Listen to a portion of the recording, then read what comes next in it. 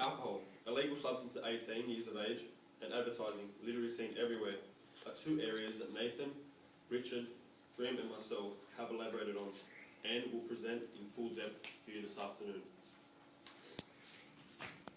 Ethics, more specifically children's ethics, and code of conducts link heavily with our presentation of alcohol in advertising. Same can be said regarding censorship, determined by a code of ethics. Okay, so now I'll play a video, and that video is Swedish House Mafia's recent film clip, codenamed Greyhound. May you please keep in mind these two concepts.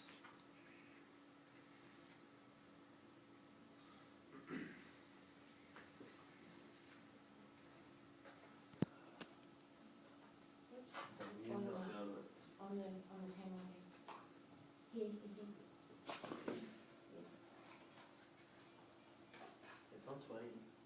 Oh. Bring it up on YouTube. Record the video. Yeah. Sorry, my film view.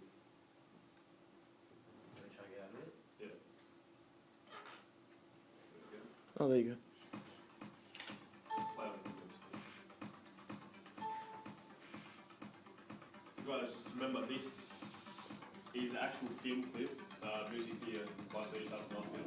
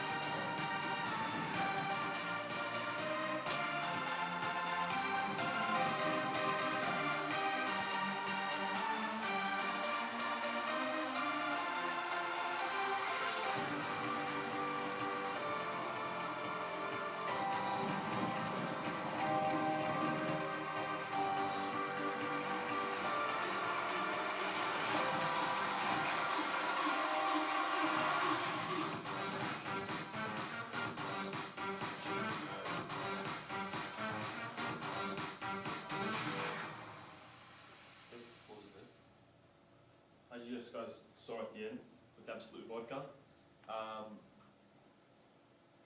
what are your thoughts on whether it was a film clip or a great advertising technique by Absolute Vodka? Any of you ever say on it? I thought that clip was amazing. That was so good. I think, yeah, you could see Absolute throughout it several times, so it's obviously a good product placement. Definitely.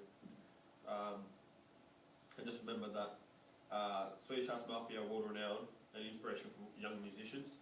So are they trying to get the message across that alcohol is good for you? And yeah, that's the message that I gathered. Okay. Personally, I believe, and my group believes, that Absolute Vodka are being unethical in setting an example for younger children. But you must remember that something unethical doesn't mean it's illegal. This point of view is performed literally and represents that of product placement as you can see here, ethics are stretched as role models, advertise particular alcohol brands. Examples include Pharrell Williams with Smirnoff Vodka, Daniel Craig, aka James Bond, with Heineken beer, Bart Simpson signing for some Absolute Crusty, and VB sponsoring the cricket, representing such role models such as Michael Clark. Okay, now role models are what children aspire to. And visually, they are being represented as alcoholics and bad role models, who are now influencing children to drink in the future.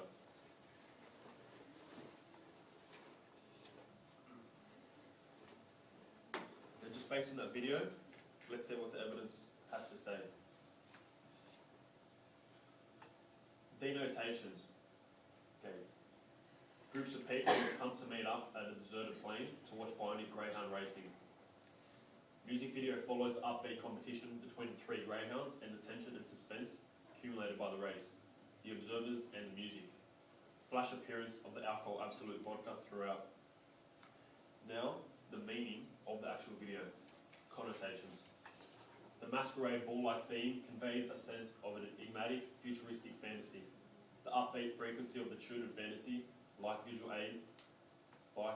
aid each other throughout the video, gradually escalating tension and excitement. Pushing the limits of what a greyhound dog race could be in an absolute place, through an absolute lens. That quote was by director, day creative director. Okay, more connotations. Absolute Vodka is a key to creating creative mixtures. And these are good points now.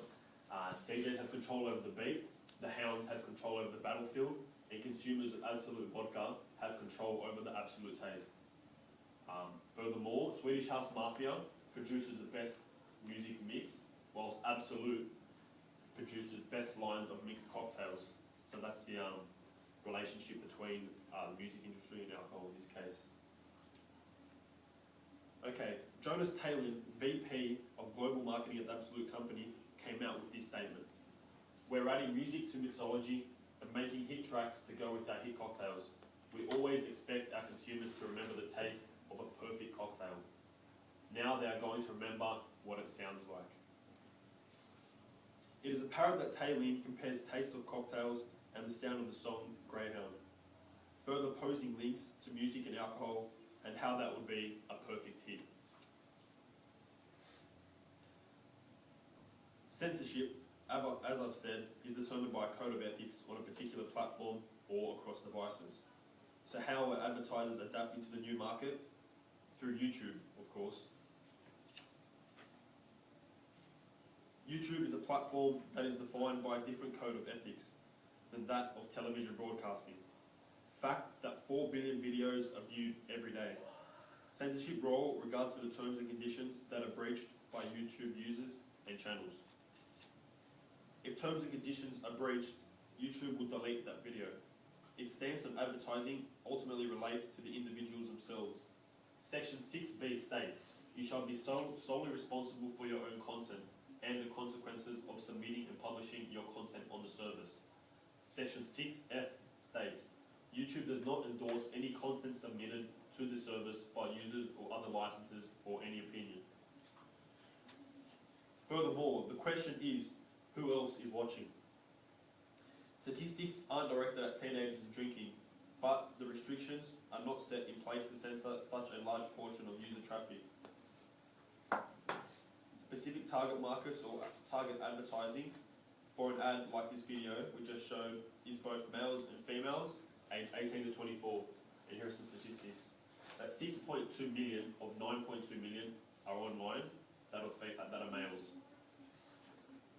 2.6 million are online every day, and 2.4 million have streamed online video in the last 30 days. I know I'm one of them, streamed about 30 a day. 32% listen to a saved digital file on the computer in the last 30 days, song recognition, association with Absolute Vodka. While 6.1 million, or 67%, watched YouTube compared to 1.3 million on ESPN. Okay, now for females, that 5.4 million of 8.9 million are online, or 60% of the female population. And last point, 5.3 million, or about 60%, watched YouTube compared to 1.2 million on IMDb. Just goes to show YouTube's prowess.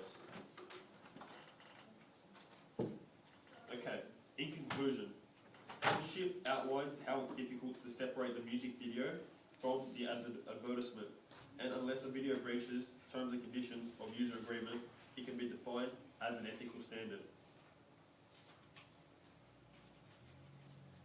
Now, why is this an issue? According to the Exposure of Children and Adolescents documentary, Professor Robert Donovan, 2008, stated that increased frequency of exposure to alcohol advertising has been found to result in youth becoming comfortable in consuming alcohol. And sadly enough, from our perspective, Donovan's theory is true. The saturated market of alcohol advertising has mentally affected youth and has unfortunately predetermined the paths of younger children whose role models are represented through alcohol. Prime example, Swedish House Mafia's film clip, Greyhound. And that'll be it for tonight, or for this afternoon. Thank you.